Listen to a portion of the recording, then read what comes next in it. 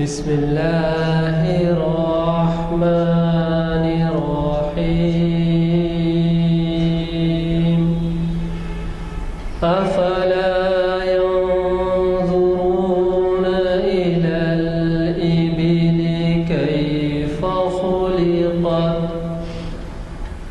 وإلى السماء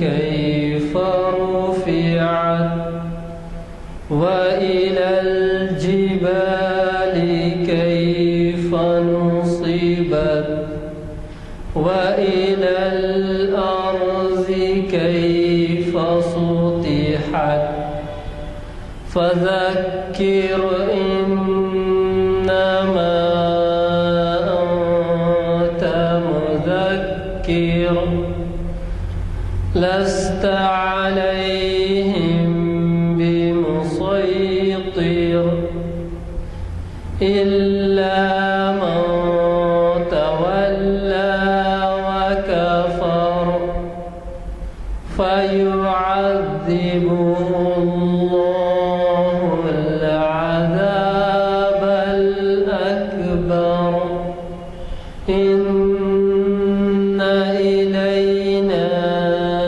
إيابهم ثم إن علينا حسابهم صدق الله العظيم. اعلان کیا گیا آج ہمارے درمیان ایک نامور مفتی ہیں، مفتی محمود زبیر قاسمی صاحب، اور یہ مخاطب کر رہے ہیں شریعت انفارمیشن سروس کی 522ویں نشست. جیسے کہ آپ آخر میں ہر سال 45ویں نشستیں ہوتی ہیں، اور یہ 522 کے معنی اب آپ کو سمجھ آئیے کہ 11-12 سال سے زائد کے. اور اس میں نماز میں قیام کے مصنون طریقے یہ بتائے جائیں گے. تو آپ اس سے استفادہ کر سکتے ہیں، کیونکہ ہم دانستہ ہو غیر دانستہ ہو نماز میں بات ہم سے سنت کے خلاف ورزیاں ہو جاتی ہیں. آج 13 اکتوبر 2014 عیسوی مطابق 17 ذی الحجہ 1435 ہجری بروز پیر بعد نماز عصر یہ محفل شریعت انفارمیشن سروس جامع مسجد عالیہ گل فاؤنڈری کے کانفرنس ہال میں حسب معمول منعقد ہو رہی ہے. اور آج کے پروگرام اعلامیے کے موجود ہیں، اگر آپ کو نہ ملے ہوں تو لیتے ہوئے جائیں، اور اس بات کا خیال رکھیں کہ محفل کے لیے آپ ایک سفیر بن جائیں اور لوگوں کو ترغیب دیں آ کے سننے کی. جو نہیں سن سکتے، جو نہیں آ سکتے یا آپ کبھی نہیں آ سکتے، تو اس پہ اوپر ویب سائٹ دیا گیا ہے. یہ جو آلہ ہے اس سے ساری دنیا میں اس وقت ویب سائٹ کے ذریعے نشر ہو رہا ہے. یہ دیکھا بھی جا رہا ہے اور سنا بھی جا رہا ہے. تو مطلب میرا یہ ہے کہ جب اتنی دور دور سے لوگ سنتے ہیں، اور شاید ہی دنیا کا کوئی ایسا ملک ہو جہاں مسلمان بستے میں اور یہ نہ سنا جاتا ہو، تو جب یہ سنتے ہیں تو آپ ہم ایسا نہ ہو کہ شہر حیدرآباد میں ہی رہتے ہوئے ان علماء کے خدمات سے استفادہ نہ کر سکیں. آپ کو تو پتہ ہے کہ ہمیں شرعی مسائل سے آج کے ماحول میں دن دونی رات چوگنی سابقہ پڑتا ہے، اور اس کے بعد ہم ناواقف ہونے کی بنا پہ شریعت کے خلاف ورزیوں کے مرتکب ہو جاتے ہیں، اور ہمیں رہنمائی کے لیے بعض وقت موقع نہیں ملتا، یا پھر یہ ہوتا ہے کہ ہم اس سے کچھ عیب سمجھ کر یا چھپا کر رکھ کر کسی سے نہیں پوچھتے کہ بھئی ایک حالت میں یا اس مسئلے میں کیا کرنا چاہیے. ایسے میں مفتی صاحبان کے خدمات ہمارے لیے بہت مفید ہے. اب تک انہوں نے جو اور بھی مفتی صاحبان نے مخاطب کیا ہے ہمیں، علماء اور پروفیسرز کے علاوہ، اور جو کتاب ان کے ہوتے ہیں اگر آپ ذہن نشین کر لیں تو نہ صرف آپ کے لیے استفادے کا باعث ہوں گے، بلکہ آپ اپنے ماحول میں اپنے ساتھیوں کو، اپنے ارد گرد کے لوگوں کو، اپنے پڑوسیوں کو جب دیکھیں گے کہ بھائی ان کو رہنمائی کی ضرورت ہے تو آپ کم از کم ان کو اس قسم کا مواد فراہم کر سکتے ہیں یا اس قسم کی تصحیح کر سکتے ہیں کہ سر یہ ایسا نہیں ایسا ہے. تو بہرحال ہمیں بڑی خوشی ہے کہ آج ہمیں بہت ہی پائے کہ مفتی محمود زبیر قاسمی صاحب مخاطب کر رہے ہیں. میں بلا زیادہ اور تاخیر کے میں مفتی صاحب سے گزارش کروں گا کہ وہ شہر نشین پر تشریف لائے اور ہمیں مخاطب کریں. اس سے علاوہ اور اعلان ہے 15 اکتوبر کو علامہ اقبال کی فارسی شاعری پر ایک نظر. ڈاکٹر یوسف اعظم جو بین الاقوامی شہرت رکھتے ہیں، علامہ اقبال کے کلام کے بہت بڑے اسکالر ہیں، وہ ہمیں مخاطب کر رہے ہیں محفل اقبال شناسی کی 775ویں نشست، یعنی 17-18 سال سے زائد ہر ہفتہ پابندی سے منعقد. تو یہ علامہ اقبال کی فارسی شاعری اس وجہ سے اہمیت ہے کہ اردو شاعری سے زیادہ علامہ اقبال کی فارسی شاعری ہے، اور ہم اردو شاعری کے حد تک چاہتے ہیں کہ ہم واقف ہوں، لیکن اس بات کی اگر آپ کوشش کریں کہ فارسی شاعری سے بھی واقف ہوں تو اس سے بھی جو ہے آپ دین کے کئی امور سے واقف ہوں گے، کیونکہ یہاں علامہ اقبال کی وہ شاعری وہ کلام سے مطلب ہوتا ہے جو قرآن، حدیث اور تاریخ اسلام وغیرہ سے متعلق ہے. یہ ان کی دوسری شاعری سے نہیں ہے تعلق سے. لہٰذا میں گزارش کرتا ہوں کہ آپ حضرات ساتھیوں کو لیتے آئیں، نوجوانوں کو لیتے آئیں. آج کل کے ماحول میں بہت کم موقع ہوتا ہے لوگوں کو استفادے کا، تو وہ جو ہے کم از کم ٹی وی کے سامنے 3-4 گھنٹے اور کھیل کود میں بھی 3-4 گھنٹے، سنیما بھی میں 3-4 گھنٹے، یہ سب گزارنے میں جب 1 گھنٹہ، پون گھنٹہ، آدھا گھنٹہ یا گزار میں 3 ہفتے میں 3 محافل ہوتے ہیں، کم از کم 1 محفل 2 محفل میں تو شرکت کر سکتے ہیں. اور ان کے کوئی ٹکراؤ کالج کے اوقات سے نہیں ہے. نماز اثر بھی مل جاتی ہے، آپ پڑھ بھی لیتے ہیں، سن بھی لیتے ہیں، پھر مغرب بھی پڑھ لیتے ہیں. جزاک اللہ. میں آج کے مخیر مولانا محمد مفتی محمود زبیر قاسمی صاحب سے گزارش کرتا ہوں کہ شہر نشین پر تشریف لائیں اور ہمیں محمود زبیر قاسمی صاحب مخاطب فرمائیں.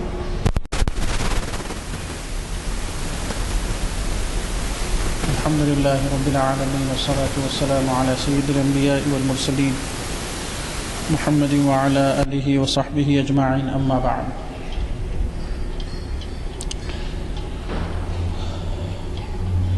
قال اللہ تبارک وتعالی فی القرآن المجید: اعوذ باللہ من الشیطان الرجیم، بسم اللہ الرحمن الرحیم.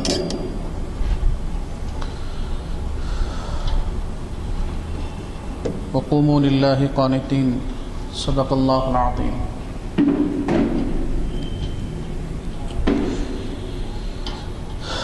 اسلام میں نماز ایک اہم رکن ہے، اور آپ نماز میں دیکھیں تو سب سے زیادہ وقت قیام کی کیفیت کے اندر آدمی کا گزرتا ہے اوراد وغیرہ کے حساب سے.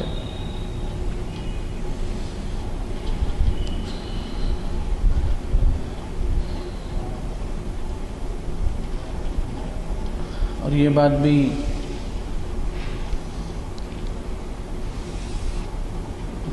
ہے کہ اسلام میں نماز کے اندر ابتداءً کچھ چھوٹ تھی، جیسے گفتگو نماز کے اندر کی جاتی تھی، سلام کا جواب نماز میں دیا جاتا تھا، لیکن آہستہ آہستہ ہر ایسا عمل جو نماز سے باہر کیا جاتا اس کو ختم کر دیا گیا. اور اللہ رب العزت کی طرف سے حکم ہوا وقوموا للہ قانتین، اور اللہ کے سامنے جم کر کھڑے رہیں.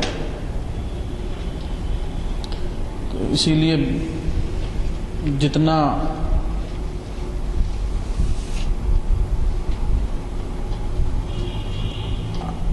آدمی کم حرکت کے ساتھ نماز میں کھڑا رہے اتنا ہی زیادہ بہتر ہے اس کے لیے. نماز کے اندر جو قیام کا مرحلہ ہے اس کے اندر ایک عمل ہوتا ہے ہاتھ باندھنے کا عمل. اس سلسلے میں گزشتہ مجالس میں بھی کچھ باتیں آپ حضرات کے سامنے آئی تھیں، لیکن وقت کی کمی کی وجہ سے اس کا مکمل احاطہ نہیں کیا جا سکا. اسی لیے میں اس کو مکمل کر دیتا ہوں اس مجلس کے اندر۔ دیکھیے، اسلام کے اندر اتحاد کی بڑی اہمیت ہے۔ اسلام مسلمانوں کی ایک آئیڈینٹی بھی چاہتا ہے کہ لوگ دیکھنے والے یہ کہیں کہ یہ مسلمان ہیں۔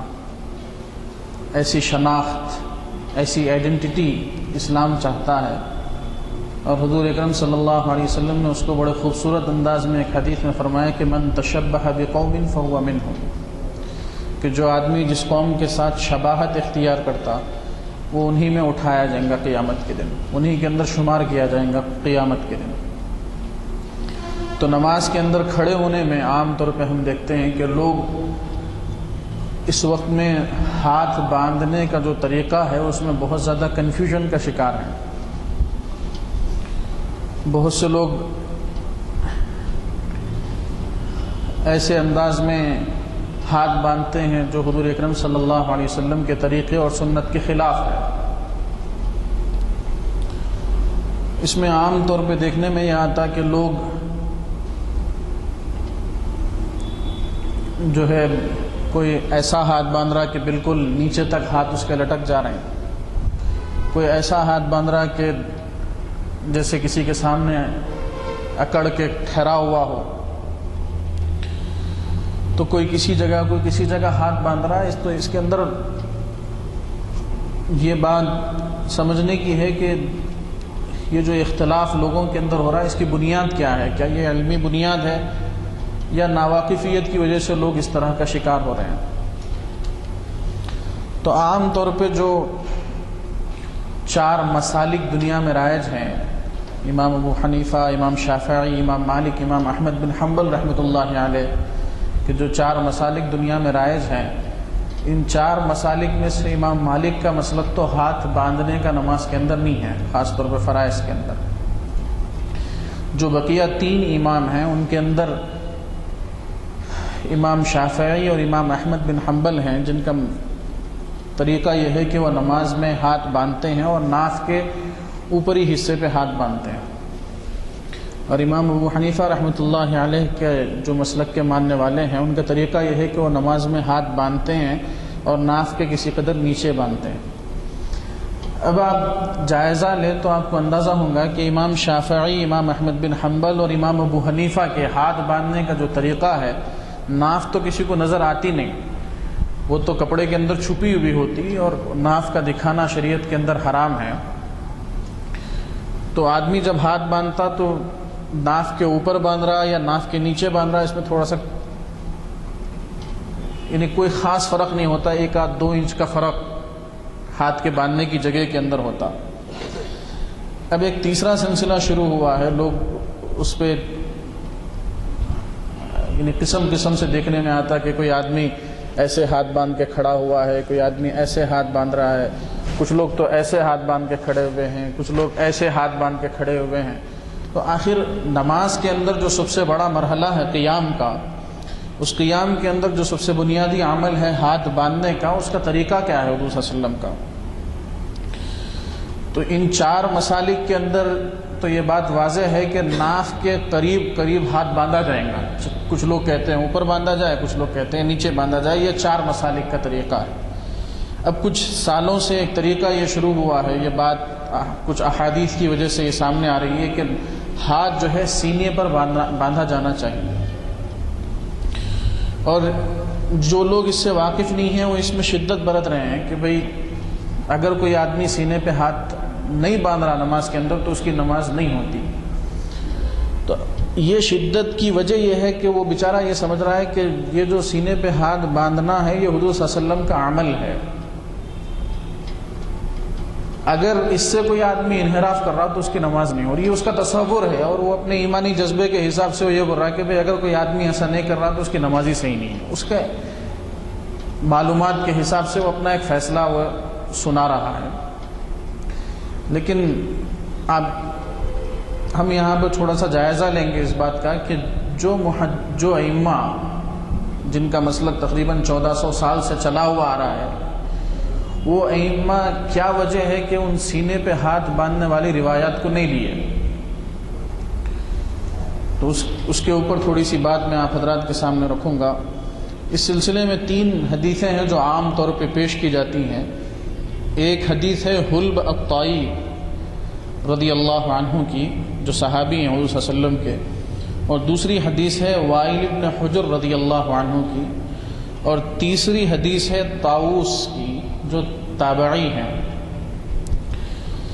ان تینوں حدیثوں میں سے جو سب سے مضبوط حدیث یہ حضرات پیش فرماتے ہیں، سینے پر ہاتھ باندھنے کے جو قائل حضرات ہیں جو پیش فرماتے ہیں، وہ حلب الطائی کی حدیث ہے۔ دیکھیے یہ مسئلہ کتنا چھوٹا ہے، لیکن ناواقفیت کی وجہ سے اس مسئلے کو کیسے سمجھا جا رہا ہے، کیا رنگ اس کا دیا جا رہا ہے، آپس میں اختلاف، انتشار، اور عجیب المیہ ہے امت محمدیہ کا اس وقت میں کہ علمی کمی کی وجہ سے ایسے مسائل کے اندر اختلاف ہو رہا ہے جس مسائل کا درجہ استحباب کا ہے، کون سی چیز کرنا بہتر ہے، کون سی چیز کرنا بہتر نہیں ہے۔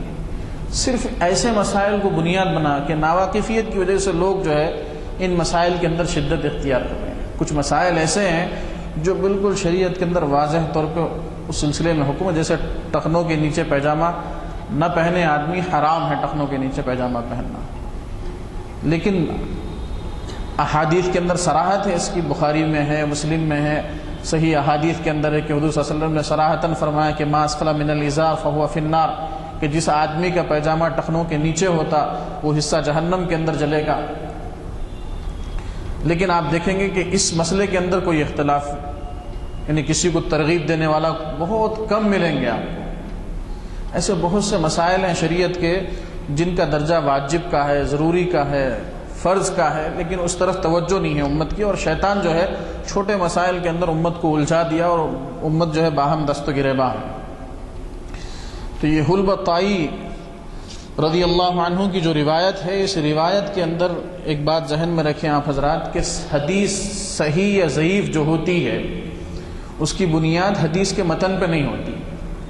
حضور صلی اللہ علیہ وسلم کے جو فرمان ہیں وہ فرمان علیہ باللہ صحیح یا ضعیف نہیں ہو سکتا، وہ تو صحیح ہے اور 100% صحیح ہے، یہ امت کا عقیدہ ہے، امت کا ایمان ہے، سارے مسلمان اس بات کو مانتے ہیں۔ تو پھر یہ صحیح اور ضعیف حدیث کا جو فرق ہے، یہ فرق کس بنیاد پہ ہوتا ہے؟ یہ فرق اس روایت کو پہنچانے والوں کی بنیاد پہ ہوتا کہ اس حضور صلی اللہ علیہ وسلم کی اس بات کو جو لوگ پہنچا رہے ہیں ان لوگوں کی دینی حیثیت کیا ہے اور ان کی حفظ کی حیثیت کیا ہے۔ ان دو چیزوں کو بنیاد بنا کے اس کے مراتب اور درجے ہیں، ان درجوں کی بنیاد کے اوپر فیصلہ کیا جاتا۔ تو اس حدیث کے اندر بھی متن ہے حدیث کا، حضور صلی اللہ علیہ وسلم کا ارشاد، حضور صلی اللہ علیہ وسلم کا ارشاد نہیں ہے بلکہ حلب الطائی ہیں جو حضور صلی اللہ علیہ وسلم کو دیکھے ہیں، وہ فرماتے ہیں کہ میں نے حضور صلی اللہ علیہ وسلم کو دیکھا کہ آپ دائیں بائیں متوجہ ہوتے، یعنی نماز کے اندر سیدھی طرف بائیں طرف متوجہ ہوتے، میں نے دیکھا کہ آپ نے اس کو سینے پر رکھا، پھر یحییٰ نے وضاحت کرتے ہوئے بتایا کہ دائیں ہاتھ کو بائیں ہاتھ پر پہنچے پر رکھا،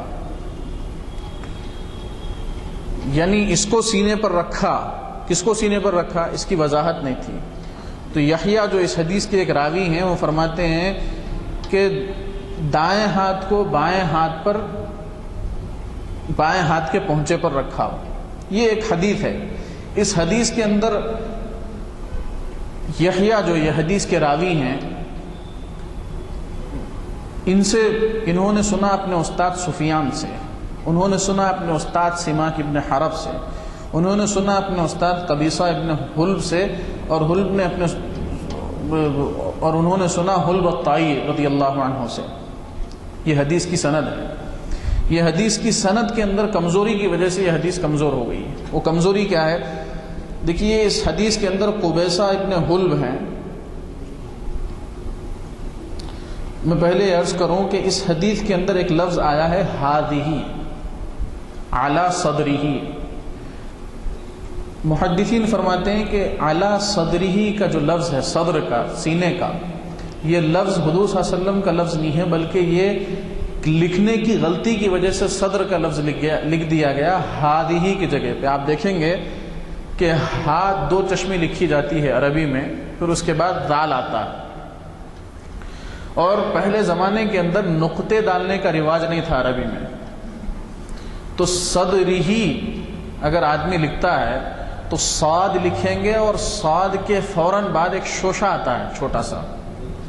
اگر آدمی تیزی کے اندر لکھے تو ایک صاد کا شوشہ بن گیا، پھر اس کے بعد تھوڑا سا اٹھا ہوا لفظ آئے گا، پھر دال بنے گا. ہادی جب آپ دیکھیں گے تو ہادی کی یہی نوعیت رہتی کہ وہ دو شوشی بنتا ہو. تو اس لکھنے کی فرق کی وجہ سے محدثین فرماتے ہیں کہ وہ ہادی اعلی ہادی، یعنی ایک ہاتھ کو دوسرے ہاتھ پر رکھے، یہ حدیث کا مفہوم ہے. لیکن اس کو سمجھا یہ گیا کہ ہادی اعلی صدری، یعنی ہاتھ کو سینے پر رکھ دیا گیا. اس کی دلیل کیا ہے کہ یہ لفظ زیادہ ہے.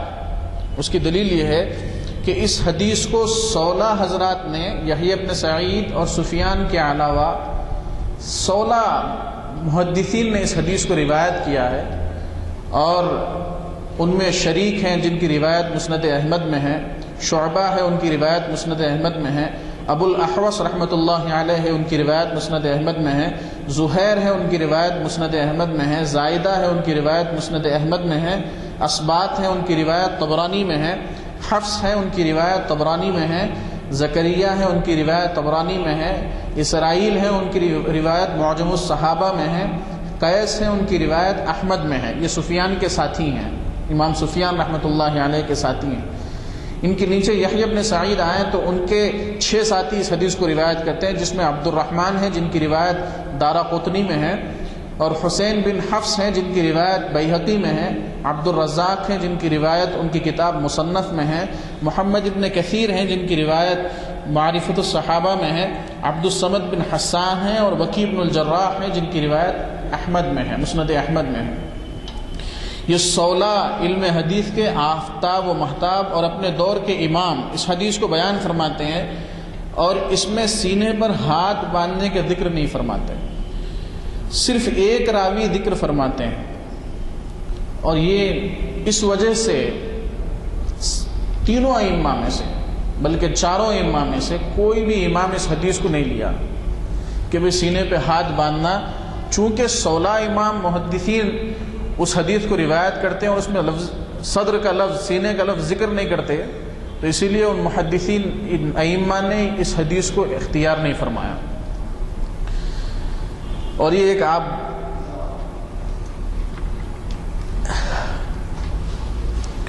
اب یہ لازمی بات ہے کہ جب 16 ائمہ حدیث ایک بات بیان فرمائیں گے اور ایک حدیث کا امام ایک بات بیان فرمائے گا، تو 16 کی بات کو ترجیح دی جائے گی، 16 کی بات مانی جائے گی، اور ایک کی بات کو مشکوک قرار دیا جائے گا، اس کو جو ہے اختیار نہیں کیا جائے گا. بعض محدثین نے اعلیٰ صدری ہی یعنی سینے پر کو در حقیقت اعلیٰ ہادی ہی قرار دیا ہے، اور یہی اس حدیث کی عبارت کے لحاظ سے زیادہ مناسب بھی ہے. امام احمد جنہوں نے اپنی کتاب میں اس حدیث کو روایت کیا ہے، یہ حدیث جو ہے حلب الطائی رضی اللہ عنہ کی، وہ مسند احمد میں ہے، اور امام احمد بن حنبل رحمۃ اللہ علیہ اس حدیث کو روایت فرمائیں اپنی کتاب کے اندر.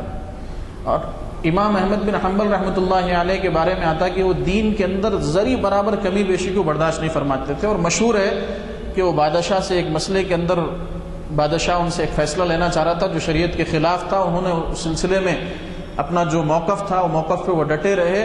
حد یہ ہوئی کہ انہیں جیل میں بھیج دیا گیا اور اتنی سزا دی گئی کہ اسی کی تکلیف کے اندر ان کا انتقال ہوا، شہادت کی موت انہوں نے پائی. امام احمد بن حنبل رحمۃ اللہ علیہ، تو مسند احمد کے اندر امام احمد بن حنبل رحمۃ اللہ علیہ اس حدیث کو ذکر فرمائے ہیں، مگر وہ خود سینے کے اوپر ہاتھ باندھنے کو مکروہ سمجھتے تھے. امام احمد بن حنبل رحمۃ اللہ علیہ خود سینے پر ہاتھ باندھنے کو مکروہ سمجھتے تھے. اور یہ وہی امام احمد بن حنبل ہیں جن کے مسلک کی سعودی حکومت بھی پیروی کرتی ہے. تو یہ لازمی بات ہے کہ اتنے بڑے عاشق سنت ہیں اور اس کے باوجود حضور اکرم صلی اللہ علیہ وسلم کی ایک حدیث انہیں پہنچی ہو اور پھر اس کے بعد وہ حدیث پہ عمل نہ کریں، یہ ممکن نہیں ہے. اور بھی کچھ چیزیں ہیں اس حدیث کے اندر، وہ قابل توجہ امور میں آپ حضرات کے سامنے رکھوں کہ اس روایت کے دوسرے راوی ہیں قبیصہ ابن حلب، جن کے بارے میں آتا ہے کہ یہ مجہول الحال ہیں، یعنی وہ کیسے تھے راوی، اس بارے میں کوئی واضح باتیں کتابوں کے اندر نہیں ملتی، اور مجہول الحال راوی کی روایت یہ کمزور سمجھی جاتی ہے. تیسرے راوی سماک ابن حرب ہیں، محدثین کے نزدیک یہ راوی مضطرب اور ضعیف ہیں. چوتھے راوی سفیان، یہ بہت بڑے امام اپنے زمانے کے گزرے ہیں، اور ان کا عمل امام ترمذی نے ترمذی شریف میں جامع ترمذی میں اپنے کتاب کے اندر نقل کیا ہے، اور وہ فرماتے ہیں کہ امام سفیان ثوری سینے پر ہاتھ نہیں باندھتے تھے۔ یحییٰ بن سعید کی وضاحت اعلیٰ صدری سے میل نہیں کھاتی۔ یحییٰ بن سعید رحمۃ اللہ علیہ نے صاف فرمایا کہ دائیں ہاتھ کو بائیں ہاتھ پر پہنچے پر رکھا۔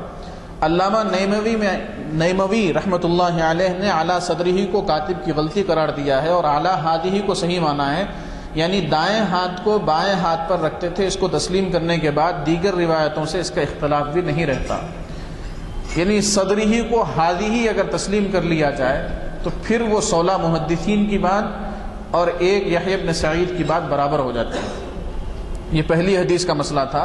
اب دوسری حدیث پہ ہم آتے ہیں۔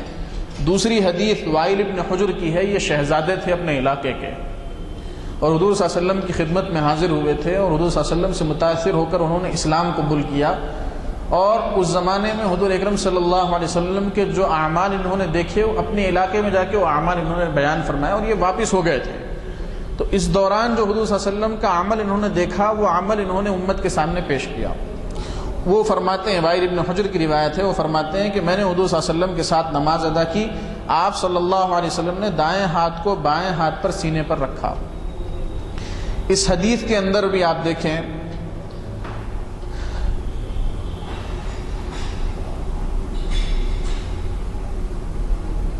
تیرہ راوی ایسے ہیں جو اس حدیث کو بیان فرماتے ہیں، اور وہ 13 راوی اس کے اندر سینے کا لفظ ذکر نہیں فرماتے ہیں۔ پہلی حدیث کے اندر 16 راوی کا بیان الگ تھا، ایک راوی کا بیان الگ تھا، اور اس حدیث کے اندر 13 راوی کا بیان الگ ہے اور ایک کا بیان الگ ہے۔ یہ حدیث اچھی حدیث ہے، لیکن اس حدیث کے اندر ایک راوی ہے مؤمل، ان کی وجہ سے یہ حدیث کمزور ہو گئی ہے۔ مؤمل ہی ایک ایسے راوی ہیں جو تمام محدثین سے ہٹ کر اس میں اعلیٰ صدری یعنی سینے پر ہاتھ باندھنے کا اضافہ فرماتے ہیں۔ ان صاحب کے بارے میں محدثین فرماتے ہیں کہ یہ روایت بیان کرنے میں بہت زیادہ غلطی کرتے تھے۔ امام بخاری رحمۃ اللہ علیہ ان کو منکر الحدیث اور دیگر محدثین ان کو ضعیف راوی قرار دیتے ہیں۔ خود البانی جو ماضی قریب کے علم حدیث سے متعلق ایک شخص گزرے ہیں، اور عرب دنیا کے اندر ان کا نام بہت مانا جاتا ہے، خود البانی نے بھی سلسلۃ الاحادیث الضعیفہ والموضوعہ جلد نمبر 14 صفحہ نمبر 620 میں اس راوی کو ضعیف کہا ہے۔ احادیث کے بیان میں ان کی غلطی کا یہ عالم تھا، مؤمل کی غلطی کا یہ عالم تھا کہ ان کی قبر پر تک لکھا ہوا تھا کہ یہ حافظے سے احادیث بیان کرتے تھے اور غلطی کر جاتے تھے۔ قبر پہ لکھا ہوا تھا ان کی کہ یہ حافظے سے احادیث بیان کرتے تھے اور اس میں غلطی کر جاتے تھے۔ اس راوی کے استاذ مایا ناز فقیہ و محدث سفیان ثوری، مؤمل جس آدمی سے یہ حدیث لے رہے ہیں وہ سفیان ثوری رحمۃ اللہ علیہ، اور سفیان ثوری کا آپ حضرات نے نام سنا ہوگا کہ وہ علم حدیث، علم فقہ اور تصوف تینوں کے اپنے زمانے کے پائے کے امام سمجھے جاتے تھے۔ انہوں نے حدیث مؤمل نے یہ حدیث بیان کی سفیان ثوری سے، اور سفیان ثوری اس راوی کے استاد مایا ناز فقیہ و محدث سفیان ثوری خود ناف کے نیچے ہاتھ باندھتے تھے۔ یہ سفیان ثوری کا یہ عمل المجموع جلد نمبر 3 صفحہ نمبر 259 میں لکھا ہوا ہے۔ 13 بڑے محدثین ایک طرف اور یہ ضعیف راوی ایک طرف، تو اب لازمی بات ہے کہ مؤمل کی روایت کو قبول نہیں کیا جائے گا۔ اس بنیاد پہ یہ 2 روایتیں ائمہ قبول نہیں کریں کہ پہلی روایت کے اندر 16 محدثین کی بات ایک ہے اور ایک آدمی کی بات ایک ہے، تو 16 کی بات کو انہوں نے قبول کیا، اور دوسری روایت کے اندر 13 کی بات ایک ہے اور ایک کی بات الگ ہے، تو ائمہ مسالک نے 13 کی بات کو قبول کیا اور ایک کی بات کو قبول نہیں کیا۔ ایک چوتھی روایت ہے طاووس کی۔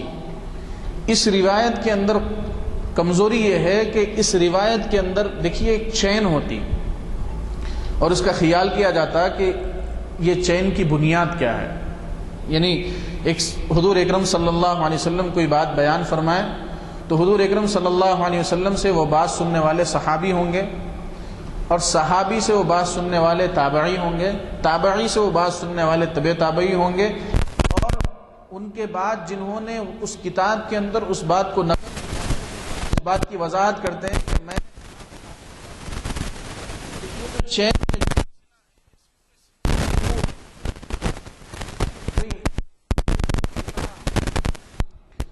اچھے افراد نہیں ہیں، کمزور لوگ تو نہیں ہیں اس کے اندر، علم کے اعتبار سے کیسے لوگ،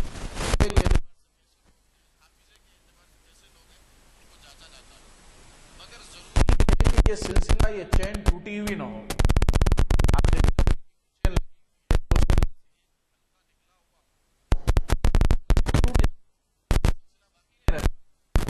اس حدیث کے اندر سکم یہ ہے صلی اللہ علیہ وسلم کا طاؤوس زندگی میں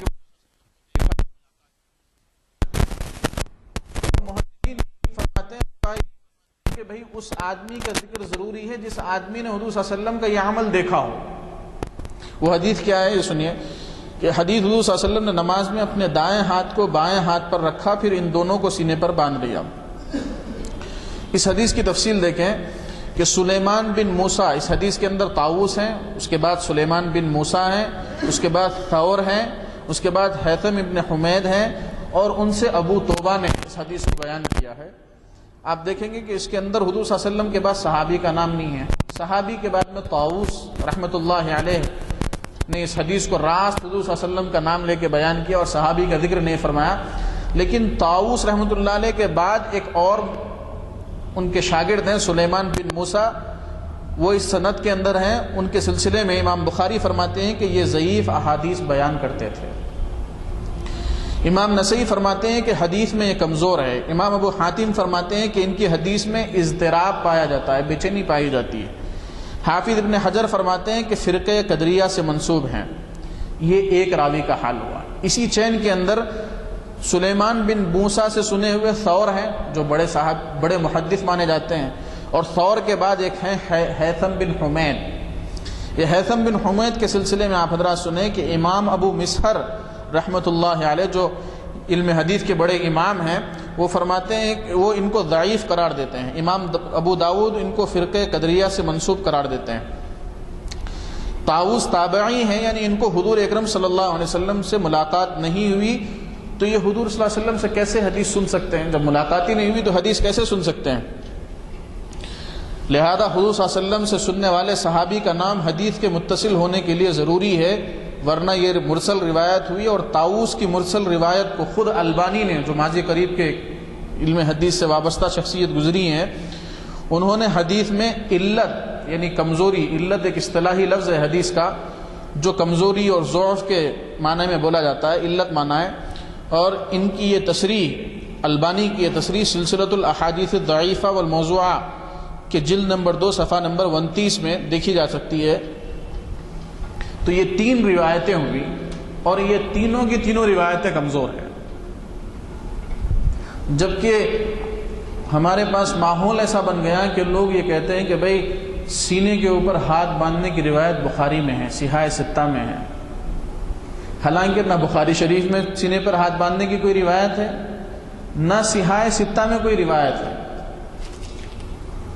سینے پر ہاتھ باندھنے. دوسری حدیث کی کتابوں کے اندر روایت ہے، اور ان روایتوں کے اندر جو روایت اچھی سمجھی جاتی ہیں، یہ جو 3 روایتیں ہیں، ان تینوں روایتوں کی یہ علمی کیفیت ہے. یہ حدیث کے اصولوں کی بنیاد پہ جانچا جائے تو آپ یہ تینوں روایتیں ان بنیادوں کے اوپر نکلتی ہیں. ایک چوتھی بات کہ تینوں روایتیں اس وجہ سے کمزور ہیں، اسی لیے ائمہ مسالک نے ان 3 میں سے کسی کو بھی قبول نہیں کیا. ایک چوتھی بات آپ حضرات یہ جانیں کہ امام ترمذی رحمۃ اللہ علیہ کا معمول اور طریقہ یہ ہے کہ وہ جب بھی حدیث ایسی بیان کرتے ہیں جس کا جو معمول بھی ہے، امت کا عمل ہوتا ہے اس پہ، تو فوراً اس حدیث کے آخر میں آپ جب جامع ترمذی نکالیں گے تو آپ کو اس میں معمول بھی ہی احادیث کے اندر نیچے ملے گا. آپ کو کہ امام ترمذی فرماتے ہیں کہ اس حدیث کے اوپر عمل ان لوگوں کا ہے، اور فلاں طبقے کا عمل اس حدیث پہ نہیں ہے بلکہ ان کا یہ عمل ہے. تو امام ترمذی نے سینے پر ہاتھ باندھنے کی امام ترمذی سینے پر ہاتھ، نماز میں ہاتھ باندھنے کی روایت کا ذکر فرماتے ہیں ذکر فرمانے کے بعد آپ اس میں دو عمل نقل کرتے ہیں.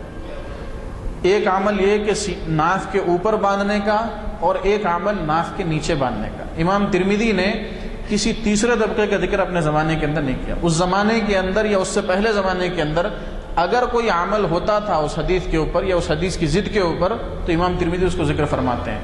امام ترمذی نے نماز میں ہاتھ باندھنے کی حدیث کا ذکر فرمایا اور اس کے بعد فرمایا کہ اس میں دو طبقے ہیں، ایک طبقہ ناف کے اوپر باندھتا ہے، ایک طبقہ ناف کے نیچے باندھتا ہے.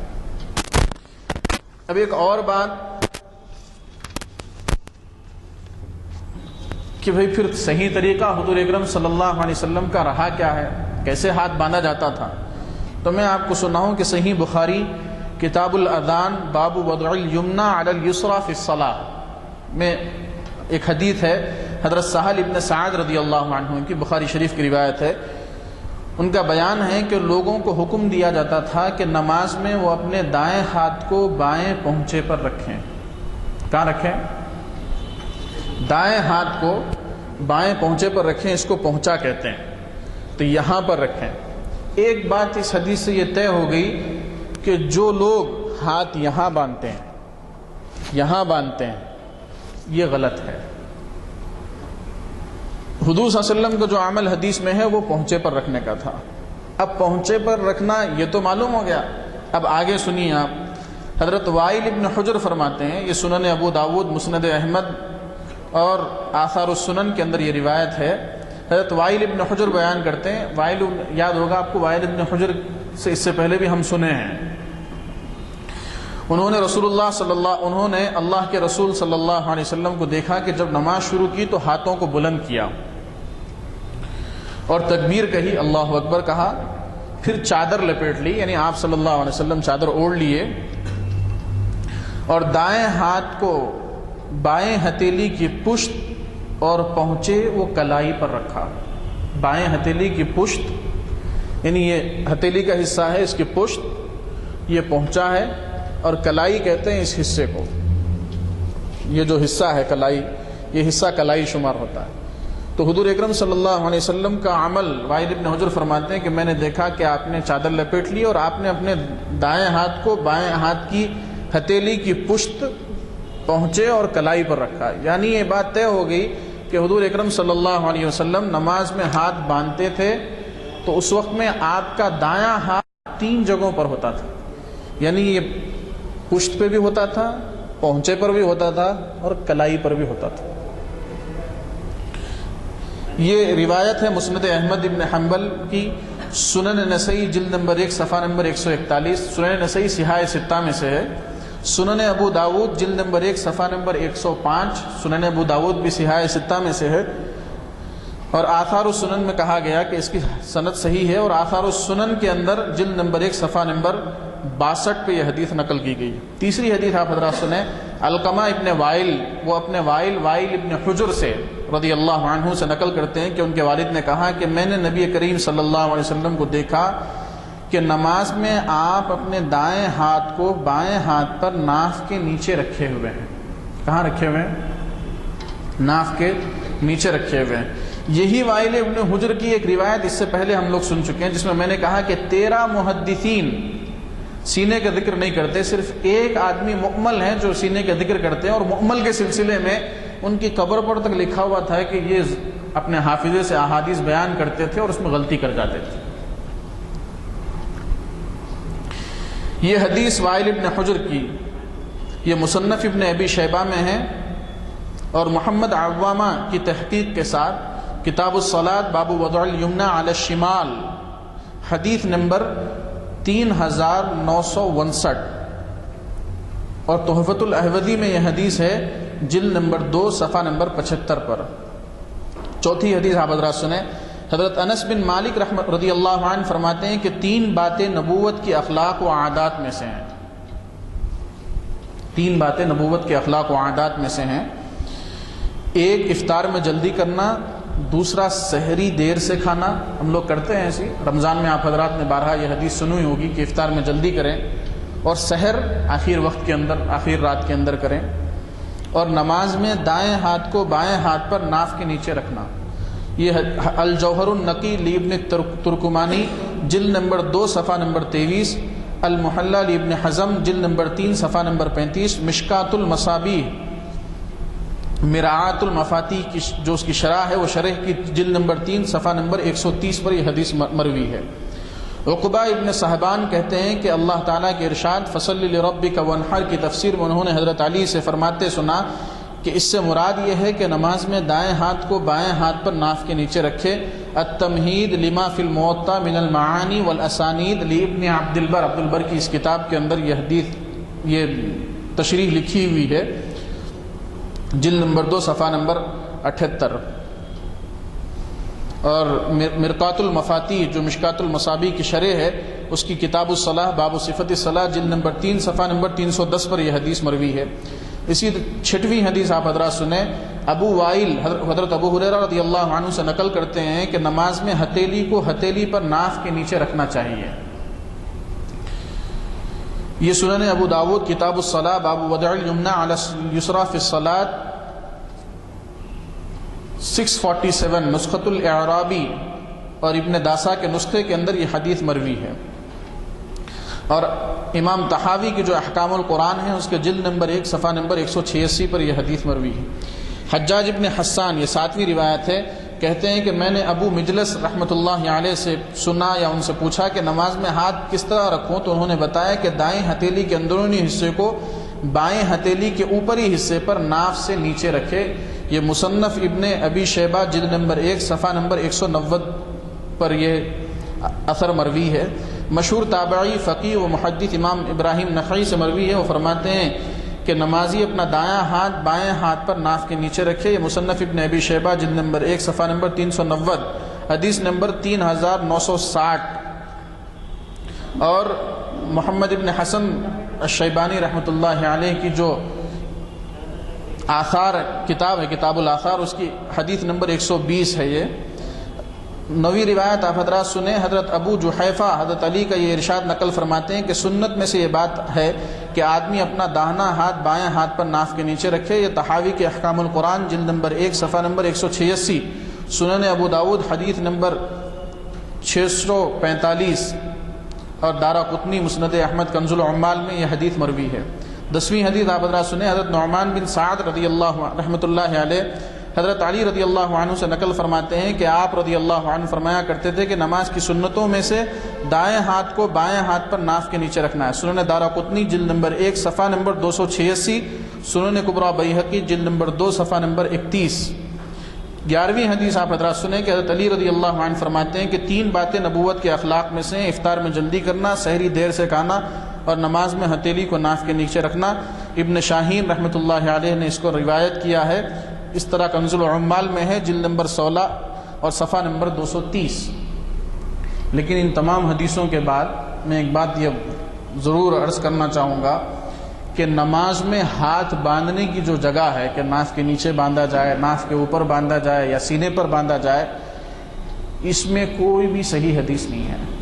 یہ ساری حدیثیں درجے کے اندر کمزور ہیں، سند کے حساب سے کمزور ہیں۔ اسی لیے یہ کوئی ایسا مسئلہ نہیں ہے کہ آپس میں باہم دست و گریباں ہوا جائے۔ اسی لیے میں نے جو لوگ یہ دعویٰ کرتے ہیں کہ بھئی سینے پہ ہاتھ باندھنے کی جتنی حدیثیں ہیں بالکل صحیح ہیں، ان کے سلسلے کی روایتیں بھی میں نے نقل کی اور ان کی تنقید بھی میں نے کی کہ بھئی یہ حدیثیں کیوں صحیح نہیں ہیں۔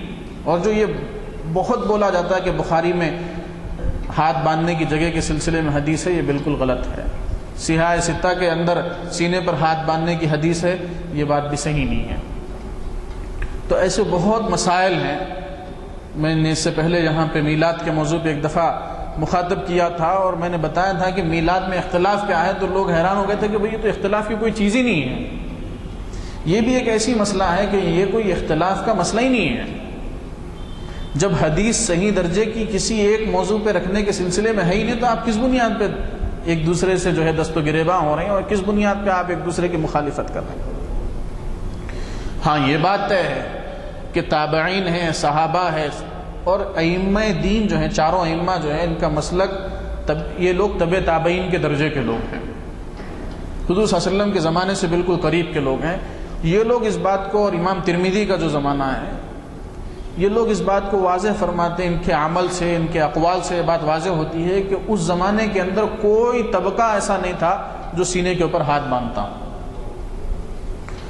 ہاں، باندھنے والے دو طریقے تھے، ان میں سے بعض ناف کے اوپر باندھتے تھے اور بعض ناف کے نیچے باندھتے تھے۔ اور میں نے جیسے عرض کیا کہ ناف کے اوپر باندھنے اور ناف کے نیچے باندھنے کے اندر 1-2 انچ کا فرق ہے، اور کوئی آدمی پہچان بھی نہیں سکتا کہ یہ باندھنے والا ناف کے اوپر باندھ رہا ہے یا ناف کے نیچے باندھ رہا ہے، یعنی اتنی باریکی ہے اس کے اندر۔ تو مطلب یہ ہوا کہ کوئی اختلافی مسئلہ ہی نہیں ہے، بس یہ بنیادی بات ہے کہ آدمی ہاتھ باندھے، ناف کے قریب باندھے۔ اگر آپ سب کو ملانا چاہیں تو آپ یہ کہہ سکتے ہیں کہ آدمی نماز میں ہاتھ باندھے اور ناف کے قریب باندھے۔ تو اللہ رب العزت سے دعا ہے کہ اللہ رب العزت ہمیں عمل کی توفیق نصیب فرمائے، بات کو سمجھنے کی توفیق نصیب فرمائے، اور بغیر علم کے حجتیں کرنے سے محفوظ رکھے، اور صحیح جو بات ہے، جو حق ہے، اس تک رسائی نصیب فرمائے۔ وآخر دعوانا الحمدللہ رب العالمین۔ میں مسجد عالیہ کے جو ذمہ دار حضرات ہیں، ان حضرات کا میں بہت ہی مشکور ہوں کہ ان حضرات نے مجھے یہاں آنے کا اور اس اہم موضوع پر اظہار خیال کا موقع عنایت فرمایا۔ اللہ رب العزت ان حضرات کی کاوشوں کو قبول فرمائے، اور جو کہا سنا گیا اللہ اس پر عمل کی توفیق نصیب فرمائے، اور جو غلطیاں ہوئی اللہ اسے معاف فرمائے۔ وآخر دعوانا الحمدللہ رب العالمین۔